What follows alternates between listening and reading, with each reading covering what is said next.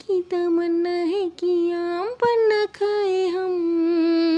তো গাইস চলো আজ তোমাদের সাথে শেয়ার করি টেস্টি টেস্টি আম পান্নার রেসিপি। একটু টেস্ট আনার জন্য আমি কিন্তু এটা একটু আনহেলদি বানিয়ে ফেলেছি, তোমরা চাইলে হেলদি বানাতেই পারো।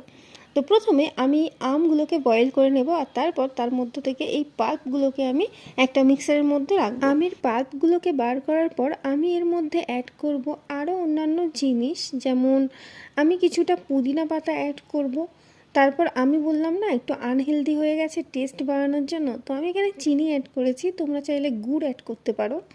তো আমার কাছে ছিল না সেজন্য অ্যাড করতে পারিনি। একটু ভাজা মশলা আমি এখানে অ্যাড করেছি, আর তারপর এখানে বিট লবণও অ্যাড করেছি, আর কয়েকটা বরফের টুকরো অ্যাড করেছি। খুব ভালোভাবে আমি ব্লেন্ড করে নিয়েছি, আর এটাকে কিছুদিন আমি স্টোর করে রাখবো ফ্রিজের মধ্যে, যার কারণে আমি একটা জারের মধ্যে এটাকে ভরে ফ্রিজের মধ্যে রেখে দেবো, আমার বেশ কয়েকদিন চলে যাবে।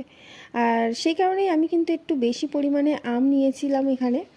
আর এই আমগুলো না খুব টক না, এগুলো মিষ্টি আম। এগুলো হচ্ছে আমি নিয়েছি এখানে কাঠিমন আম 12 মাসি, আর এটাকে আমি ফ্রিজে রেখে দিয়েছি। এবার বাকিটা যেটা আমি এখন বানাবো নিয়ে নিয়েছি, আর ওর মধ্যে আমি এখন পানি অ্যাড করছি, কারণ ওটা তো ছিল একটা থিক পেস্ট, যেটাকে আমি একটু হালকা করছি পানি দিয়ে।